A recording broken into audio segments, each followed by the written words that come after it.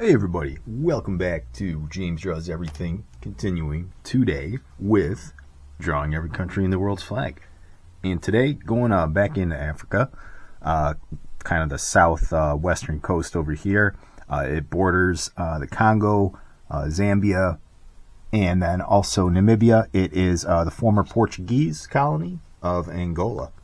Alright, so this one's going to be a fun one because we love our former Portuguese colonies here on this channel.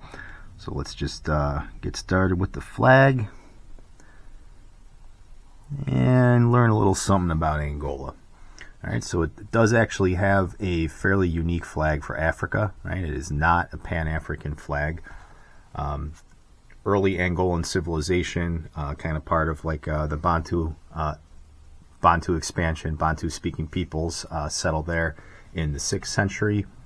And you get various Bantu groups that kind of form their own kingdoms there, of which the Congo was one, right? And then we already did both Congo Brazzaville, Congo Kinshasa, the DRC, and the Republic of Congo. So go check out those episodes if you want to know more about that. So that was one of the more powerful kingdoms in Africa. It stretched from pretty much what's modern day northern Angola into the current Congo republics. They traded a lot with the Portuguese, who showed up there in the 16th century, establishing colonies, trading posts, and then also introducing Christianity to the region. This one's got a kind of a funky little design here, so make sure I put my star in the right spot. Alright. There we go, that's better. So, Portuguese being there, it kind of becomes a big part of the slave trade. Right, so it's kind of the hub for the West African slave trade, or at least one of them, supplying the Portuguese and then other European powers as well.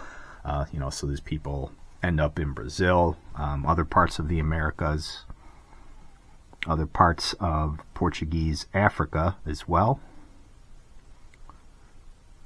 He's got like a big machete on it. That's pretty cool. We like that.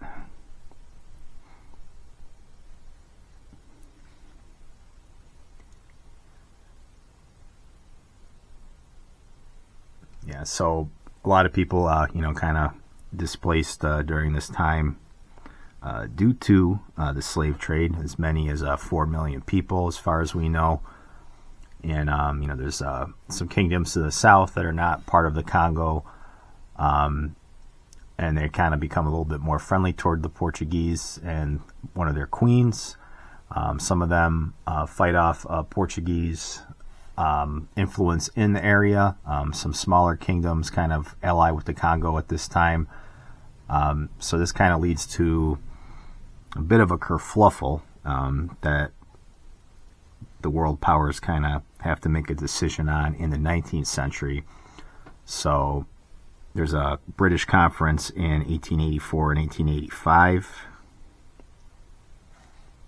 to basically set up the modern borders of Angola. But Portugal kind of didn't have full control over a lot of those areas, so that kind of caused some problems when you're kind of trying to create stability in the state. Portugal's king, Pedro V, does bring in military assistance to take control of parts of the Kingdom of the Congo, and then in 1914 they imposed direct rule over the economy of the colony, and they abolished the Congo Kingdom. All right, so there is, of course, going to be some problems there. So you have a lot of, anti-Portuguese sentiment in this part of the world. What becomes Angola, and the Portuguese, they, as I mentioned a few times in some other episodes, they hold on to their colonies for a little bit longer than some of the other European powers that were in Africa, kind of due to the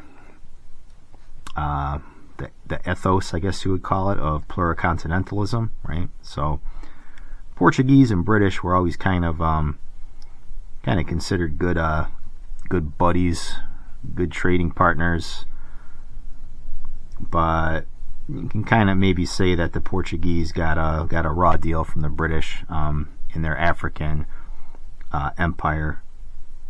Portuguese wanted to connect Angola to Mozambique on the eastern coast of Africa, but they would have had to go through a lot of British territory to do that, and the British kind of just said no way. And so Portugal was never really able to get like kind of a unified Portuguese state there, right, based on their pluricontinentalism sort of idea of what their empire was supposed to be. Alright, so hold on one second here. Let's just get these borders on. And then, of course, going into the 20th century, right, there's going to be a lot of African independence movements, that are mainly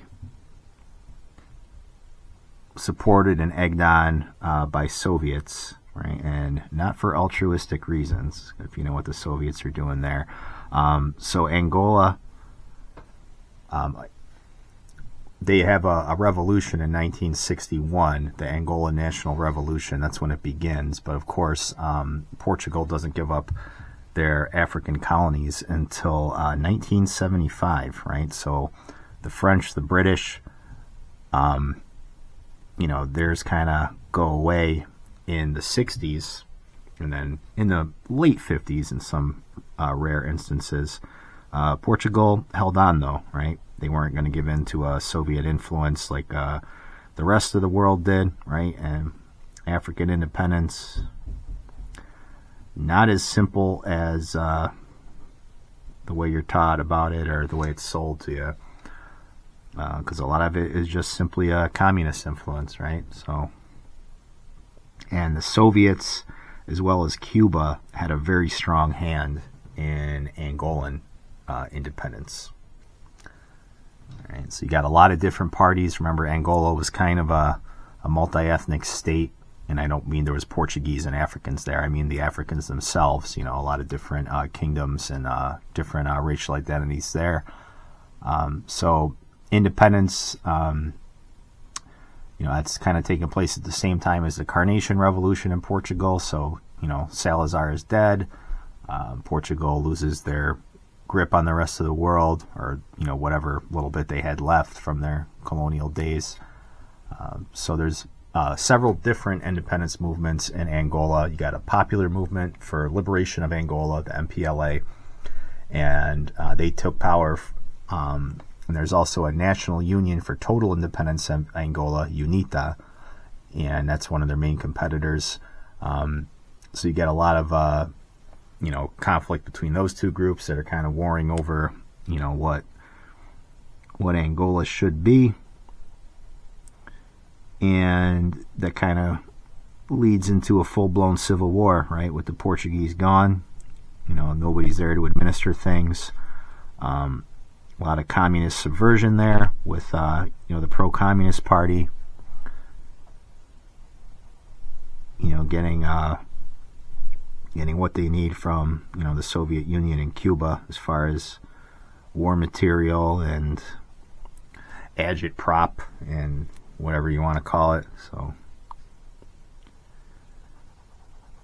right, so yeah, we got to do this with the black, and then there's just another part that we're going to do in red on the top. So let's just get rid of some of these pencil lines first. And yeah, I do like this flag. It's pretty neat. So we'll get to the flag in a minute here.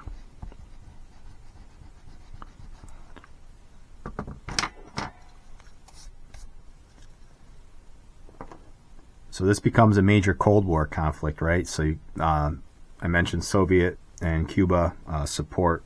They're supporting the MPLA, and then the U.S. and South Africa, of all people, they're supporting UNITA, right? So up to 1.5 million people believed to have died during this war. 4 million displaced right into other countries, which that always becomes a mess. With African neighbors having to deal with that, but that's the way it goes.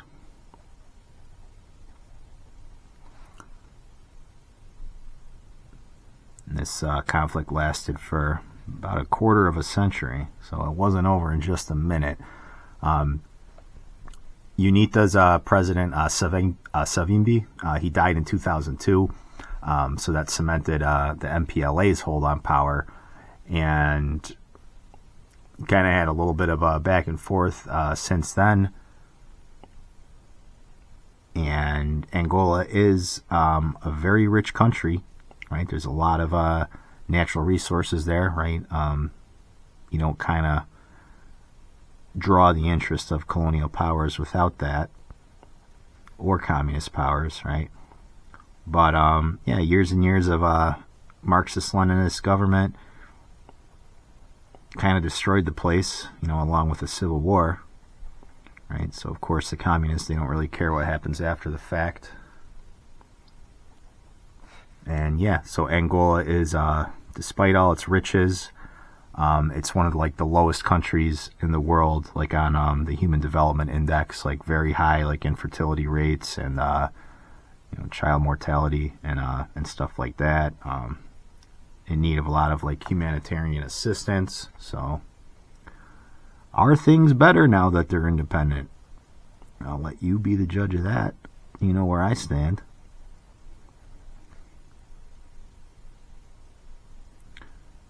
Yeah, this part of the world too, because it's just kind of so raw, basically. It does attract a lot of Chinese influence, in infrastructure projects, right? Because when you get IMF loans and stuff like that from powers that are considered Western powers, right? There's always strings attached. Right? You gotta clean up these elections. You gotta do this and that with your civil rights. So a lot of these countries are screw that. We're going to China, right? China, they give you whatever you want for free, with an asterisk, right? So to a lot of these countries, China might seem like a more attractive investor and or trading partner, right? Because China, they'll just say, hey, we'll give you this. But, then they find out you're criticizing the CCP or something like that, and they shut your grid down. So there are no deals that come with no strings attached. So, yeah, that's Angola. And they have, again, I mentioned natural resources. It's mainly, their oil reserves. So again, when I talk about countries in the future that, a lot of these countries obviously have their problems, but you can always get a new, sort of scramble for Africa going forward with, I mentioned this kind of being a raw, sort of country, politically speaking. There's still, a lot of development, a lot of ways to go with, making it a functioning state. So you could see a lot of powers, as the stuff keeps going crazy in the Middle East. If the United States just keeps sabotaging their own production for no good reason, you could see kind of a renewed focus on Africa. But who knows, right? We don't predict the future here at James Draws Everything. We just draw flags and ramble on about stuff.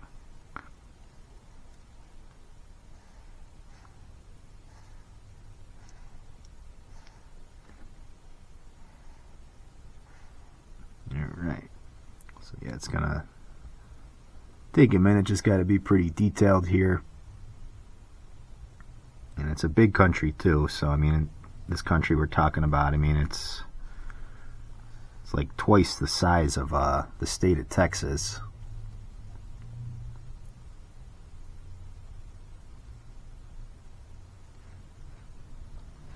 and most of the people kind of live in like like the coastal part of the country.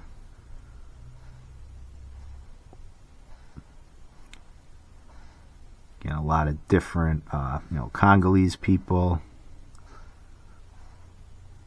different southern tribes. Okay. A lot of foreign investors kind of stay there too, as far as like infrastructure projects. A lot of Chinese, Indians, some Americans. Okay. Alright, so you're like, James, already. You like the flag, right? Yeah, it's pretty cool, right? It's got what looks like a machete on it. And, I see that yellow star. And, it doesn't quite look like that, the Soviet or the Chinese flag. But I'm worried that it might be. But let's find out. Maybe I'll be pleasantly surprised. So we got 2 bands of red and black with a yellow emblem. Right, it's got the 5-pointed star, and then this is a cogwheel, all right, crossed by a machete in the style of the hammer and sickle. Oh man, here we go. All right, fingers crossed. Maybe it's still good. All right, so the red represents the liberty, and the black represents the African continent, and then the symbols represent the workers and the peasants. Ah, man, I thought this was a cool flag, but you had to go and get all commie on me at the end there.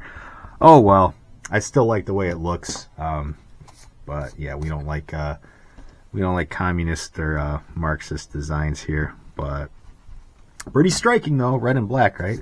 At least it's not another one of those green, yellow, red Pan-African flags that I've drawn about what feels like 100 of, with minor differences here and there. So let's just finish this off and we'll call it a day. Let's get the borders up.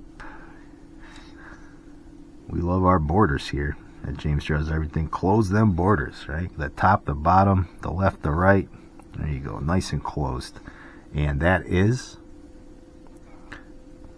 Angola. Alright, so another African flag down. That's Angola. So let me know what you think. Like, comment, and subscribe. And I will catch you on the next video.